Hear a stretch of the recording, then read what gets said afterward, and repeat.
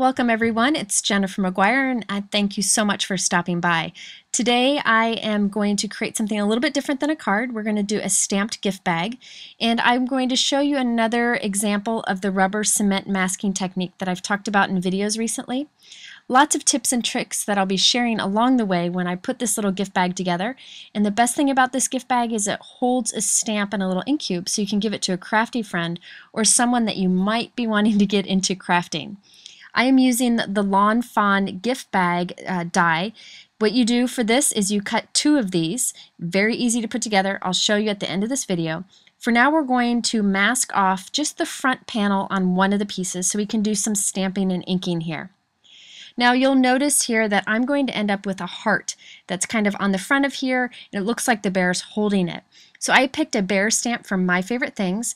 I'm going to do a trick to make him taller, which you'll see in a moment, but that's why I'm only inking the head and the feet separately, because I want to make him as tall as possible so a lot of him peeks out from that giant heart we're going to put on.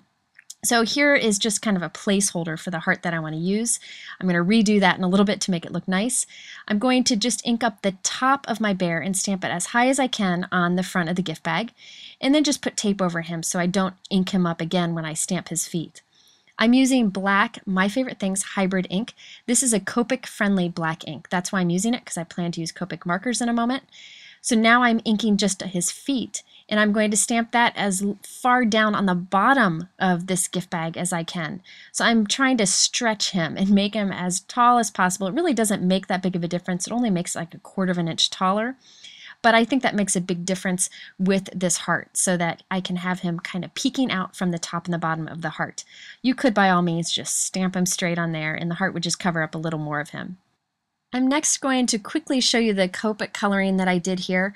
I decided to use some light grays and the colorless blender to make kind of a super gray fur, or a white with a little bit of gray. So I use my darkest gray towards the outside edges, the lighter gray to fade in, and then I take the colorless blender and kind of scribble over the middle section of it. This ends up being white. Now it'll look a little gray at first. That's just because we added moisture to the paper, but as it dries, that will turn white. I also added some super light pink for his cheeks, and I blended that out with the colorless blender too, so that it would fade into that white. Now for the hat and the sweater, I'm using 2 shades of green and 2 shades of like a pool color. Now you'll notice that all I'm doing here is adding dark color towards the outside edges, and then the medium or lighter color towards the inside. I kind of go back and forth between the two. The nice thing about Copics and using a Copic friendly paper like this Neenah white cardstock I'm using is you can add as much color as you want and the paper won't pill. So you can just keep blending until you're happy with the results. Now once I'm done, I am going back over with my black multi-liner. This is just a super fine black pen that's Copic friendly. The only reason I'm doing this is because I was finding that I didn't really stamp it great in the first place. So I'm just kind of making it a little bit darker, give it a nice finished edge. So it was at this point that I decided I wanted to have a little bit of blue color behind him, and also that snowflake falling background stamp. But I didn't want to stamp on him, so I need to do a masking technique. Now I could hand cut a mask from some masking paper and mask him off and do all the techniques and then take the mask off. But here is another alternative that I think you might like. I have some inexpensive Elmer's rubber cement. This is a product I used as a kid, and I'm putting some of it onto my work surface because I don't like to leave the jar open because it dries out quickly. Now I am heat setting my coloring because you want to make sure that your paper and your coloring is completely dry so that we can peel the rubber cement off a little bit later. I'm using a brush that I have designated just for this technique, just for rubber cement, and I am dipping it in the rubber cement, making sure there's no strings coming off the rubber cement before I bring it to my paper. I bring a glob of the rubber cement kind of to the center of my image, and then I use my brush to push it out to the outside edges. So I am completely covering all of my coloring with the rubber cement. It will be kind of messy. It doesn't matter how even it goes on. You just want to make sure you cover all of your coloring. Now this is something that I've used with Copics and with watercolors, and I've had success, but I encourage you to test your paper and whatever coloring that you're using to make sure it works before you do it on a project. But I've had luck with everything I've tried. So you'll see it's very wet. I'm just going to go ahead and set that aside for a while to dry. It doesn't take long, maybe 10 or 15 minutes. And I'm cleaning my brush off as good as I can with a baby wipe so that I can have that ready to use next time I need some rubber cement. Okay, so while that dries, let's go ahead and create our heart that we're going to put on the front of this. Now notice I have that little heart for the O in the sentiment, bless your heart. I need to create a super tiny mask with some masking paper here. It's just some sticky paper. And I'm covering up the O in my stamp. That way I can replace it with a heart later on. Now this stamp is from my friend Josie, and I'll link to her below. I thought it was a beautiful, beautiful stamp with like an engraved wood block. Perfect for gifts. So this is actually the stamp that I bought another of that I'm going to put inside the gift bag. So I like that the sentiment on the outside and the stamp that they get on the inside are the same one. So I stamped that with just some black ink on some white cardstock. I always use Neenah white cardstock. It's my favorite. And I have this heart die from Simon Says Stamp that I'm going to cut this out from. So I'm trying to center that as best as I can. I'm using my magnetic platform with my Big Shot so that it doesn't shift as I run it through. And there we have our heart. Now here's a little trick. Remember, I wanted to show as much of that bear sticking out from the heart as I could. So I'm actually going to make my heart a little bit smaller. Again, this is just a little bit, but every little bit counts in showing that little bear. So I actually ran it through again, shifting the die up a little bit, and I just took some off the bottom. So I'm just evening out the sides, and there our heart is slightly smaller now. You could do that by hand if you wanted to. I just felt the die was easier.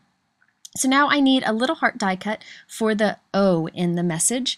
So I die cut one from some white cardstock using a Simon Says Stamp die once again, covered it with some red marker, and now I'm putting a little dot of multi-medium liquid adhesive onto my paper, and I have my tweezers here, and I'm going to put my heart in place.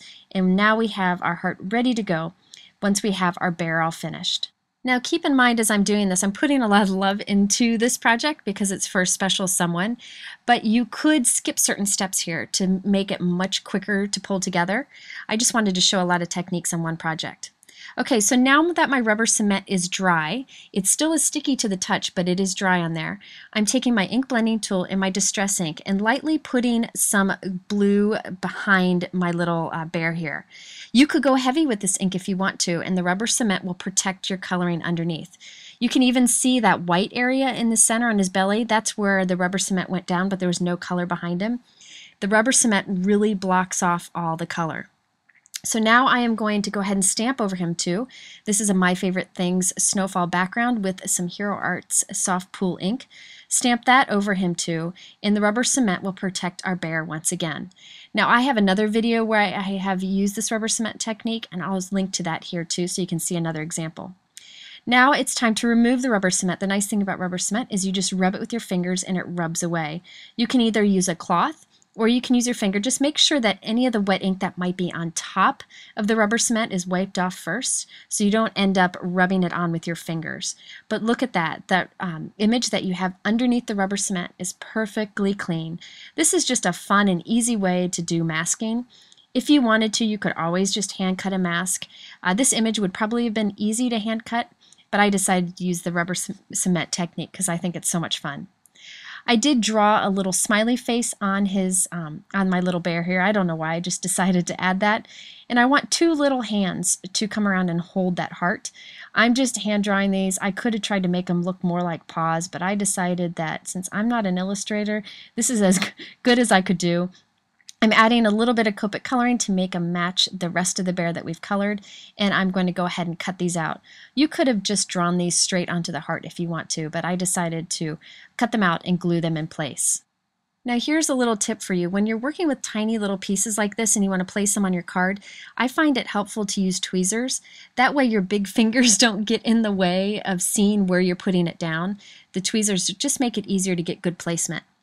So there we have the front panel of our gift bag done. So we're going to go ahead and finish making the gift bag, and you'll see how easy this Lawn Fawn die is to assemble. If you don't have this die, you could always just buy a gift bag and do this all on the front of a gift bag. So I removed my masking tape, and now I'm just folding along all the score lines that the die created on this piece. There's all these little score lines. You can't really see them in the video, but I'm just creasing along those. And then the bag is pretty easy to figure out from there. There's also a crease down the center here that I'm going to press through. Now I have that front panel finished. Let's go ahead and grab this second piece that I die cut from that die, and I'm going to go ahead and crease along these lines. I do plan to put a message on the back of my gift bag, so I could write it on here now, which would be much easier than doing it later, but I wasn't sure what I wanted to write quite yet. Okay, so now on this piece we want to put some strong adhesive on the bottom of the gift bag. So right on that bottom rectangle, and also along these flaps that we've folded in. So I'm using Tombow Extreme adhesive because it's super strong. Now on the other piece, I just need adhesive along those flaps that are folded in, and that's it. Those are the only places that need adhesive, and then the bag will go together very easily. Okay, so now I take that one piece that has the adhesive on the bottom, and I put the two bottoms together. I put my stamp piece right on top, and now we just fold all the sides up and put that adhesive up against the front and back pieces. So you'll see that just forms very nicely and kind of forms into a gift bag before you know it. I'm using the super strong adhesive because I want to make sure that this stays together nicely when I give it as a gift. If you don't have a super strong adhesive, I would just use whatever adhesive you have, and then maybe do little squirts of liquid adhesive at the tops and bottoms to make sure it doesn't come undone. Okay, so now I have my little gift bag form. This little gift bag is perfect for maybe a gift card or any other little piece of jewelry or whatever, but I also thought it'd be fun for a little stamp. So I bought another one of these Bless Your Heart stamps that's going to go inside, and also one of the little ink cubes from Hero Arts. I thought that was perfect to go with it, and that fits inside too. And check out, it just looks like it was made for those little pieces. And now I am going to put some ribbon on top. So I'm just tying this shut so that the pieces don't fall out. You'll see here I'm using a thin silk ribbon from May Arts, but I end up switching it later on when I take pictures of the projects because I kind of felt this was too thin. So I ended up switching to a wider ribbon. Now I'm using my Wink of Stella just to add some shimmer to the heart that we put in the Bless Your Heart sentiment, and also on the hat and cheeks and ears of our little bear. This Wink of Stella pen makes a huge difference in real life. It's just a soft shimmer. And I'm covering my heart with glossy accents just so that it will have even more shine and stand out even more. Now, by the way, with your glossy accents, you always want to get the glossy accents out of the nozzle before you close it up. So just squirt the extra out until it's just air in the nozzle, and then you can put the lid on. So there we have our little stamped gift bag featuring a rubber cement masking technique. Lots of little techniques and tips along the way. You could simplify this very easily if you wanted to. Now, if you are interested in the products that I use, they're all linked below in my YouTube description to multiple sources, or you can go to my blog at jennifermcguireinc.com for more information. If you found this video helpful, please give it a thumbs up so YouTube knows you want to see more from me. Thanks for watching.